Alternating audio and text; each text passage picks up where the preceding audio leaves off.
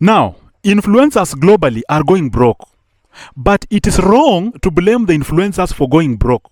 We blame you, the viewer, who is making these influencers go broke. You may not be knowing that you are contributing to this problem.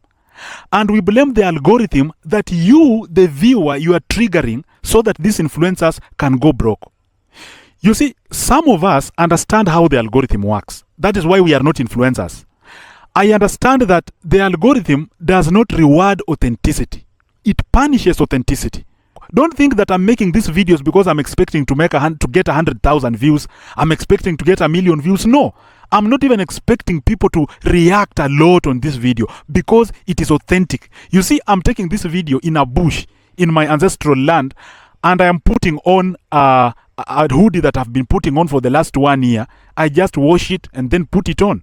So I take a shower, put on this cloth that is affordable, that I own, and then I walk in my ancestral land that I inherited from my parents.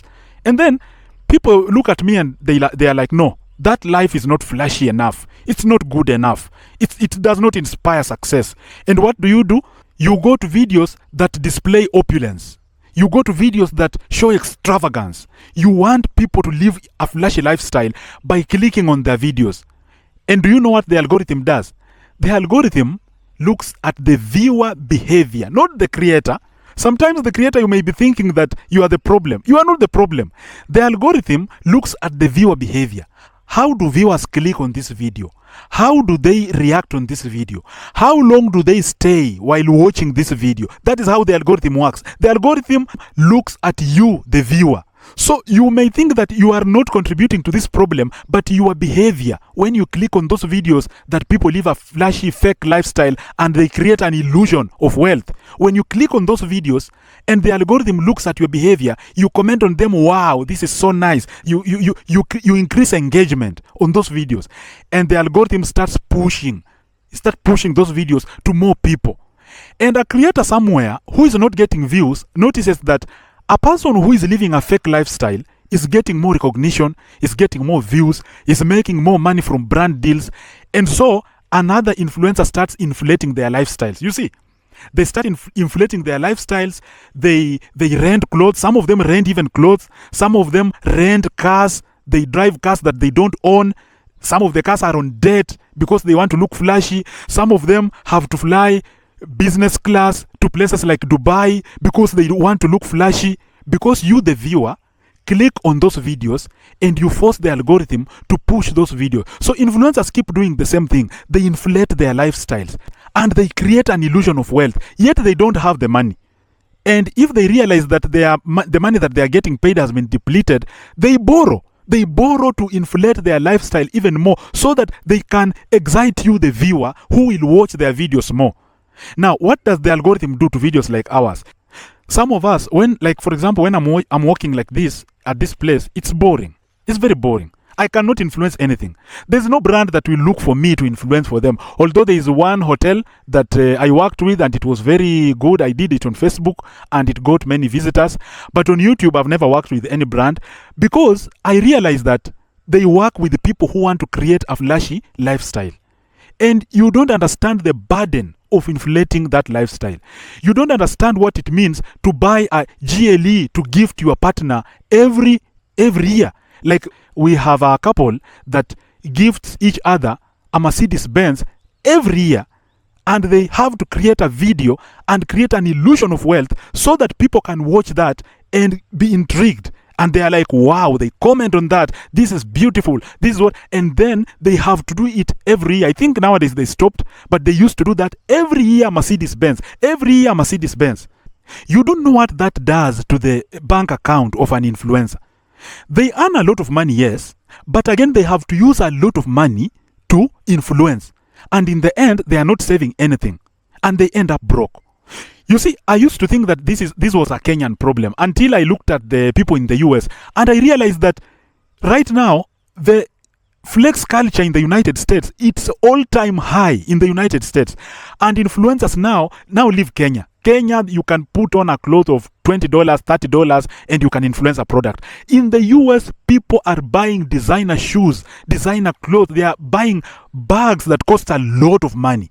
And then they have to show those things on videos that will go viral for only 48 hours, and the video disappears, and you have spent like $200, $300 buying something that will trend for only 48 hours, and you might not even make that money in return. You see, a lot of people, sorry if I'm disorganized because I'm just talking in this bush of mine. A lot of people don't understand how ad revenue works. The money people make from ads is not a lot, depending on where you are. Some people say that people in the US make a lot of money from ad revenue. I don't think it is for an influencer who wants to inflate their lifestyle. You see, in Africa, it might sound like a lot of money, but in the US, where influencers now, every influencer is going broke and now they have to look for a 9-to-5 job, that money in Africa looks like a lot of money. The money we see that you say you made on YouTube, it is a lot of money for us in Africa. But when you influence a product, we now see that you people are actually going broke. In the United States, we have seen that you people go broke. So that is actually not a lot of money. So it's actually commensurate to the economy. So some people imagine that when an influencer has 5 million views, these people should be living a flashy lifestyle. And so when you take a video like this, like for example, when I get 1 million views on this video, if at all I do, someone will just ask me, why are you continuing to take videos in a place that looks like that? But this is nature. This is authentic. You see, this is nature. It's authentic. It's refreshing. This is the place I love. But now they will force me out of this place. And then they tell me that go to another place, take a good video because you are now successful just because I have a lot of views. And that forces influencers into a crisis of borrowing and going into debt. You find an influencer in the United States is making like $30,000 per month. You know, in Kenya, that is over 3 million Kenya shillings. Even a president does not earn that. For a president to earn that kind of money, they have to steal from coffers. Even a member of parliament, that's a salary of a member of parliament for many months. But a member of parliament can steal to make, they have to steal to make what you are making genuinely from influencing. But they still go broke. Why? Because they don't understand that as you inflate your lifestyle, you are putting yourself in financial problems, in a financial prison, and you may end up broke. And actually, many of them are ending up broke. And this problem is in Kenya a lot, because a creator who seems to be having views but does not have money is shamed. I mean, there's a guy I follow, he criticizes celebrities, and then they were asking him, why are you putting on the same shirt? Why are you putting on the same shirt in your videos? It is not a problem to put on the same shirt. It is my shirt. I bought my shirt. Like this hoodie that I have now. This hoodie and this t-shirt that I have. These are my clothes that I bought. That is why we have washing machines. That is why we have soap to wash, to clean clothes. When you clean your clothes, you take a shower, you can put them on again. And if I record a video with them, they are my clothes. This is me. This is authentic. I don't know why viewers are punishing authenticity. I don't know why the algorithm is rewarding novelty and extravagance. And it is just punishing people who are raw, unfiltered, and authentic. I wish all of us can understand the reality about the economy. A lot of people out there are not rich. A lot of people are struggling. A lot of people are living paycheck to paycheck. A lot of influencers that you see displaying opulence are not rich. They are living paycheck to paycheck. Economic disparity are a problem in capitalistic societies, especially in Kenya, in the US, and all other countries that embrace capitalism. Wealth is concentrated among very few people. In the United States, for example, really wealthy people are very few. Concentrated up there, very few. A lot of Americans, even if it is a first world, even if it looks like a developed country, a lot of people are living paycheck to paycheck. If they miss their next 2 paychecks, they are down financially. A lot of people in a developed economy are struggling. In a developing economy like Kenya, a lot of us are struggling. Let us first of all appreciate that and start appreciating the economy the way it is. A lot of us are living paycheck to paycheck. Really wealthy people are very few. Once you have understood that, go, you the viewer, I'm encouraging you, go trigger the algorithm by embracing real content. Real, unfiltered, authentic content where people put on real clothes like the one I'm putting on. People take normal videos in normal houses. People drive normal cars. People do normal things. Go watch those videos so that the algorithm can push real life to real viewers. Okay? And so that the world can embrace real life. And so that real people can influence real products. We should not be clicking on videos and staying longer to watch videos where people show fake life, and the algorithm is innocent because it looks at you, it gives you what you want. The algorithm is innocent. It gives you, the viewer, what you want. Let us be interested with authentic life so that we stop rewarding fakeness. We stop rewarding people, and they are young people, and this is why I feel so bad about, sometimes I feel for them. These are young, a lot of influencers are young people in their 20s. They've just finished school. They are inexperienced about life. They've never handled money. They've never been in debt, been trapped in debt. They've never been auctioned. They've never undergone serious life challenges.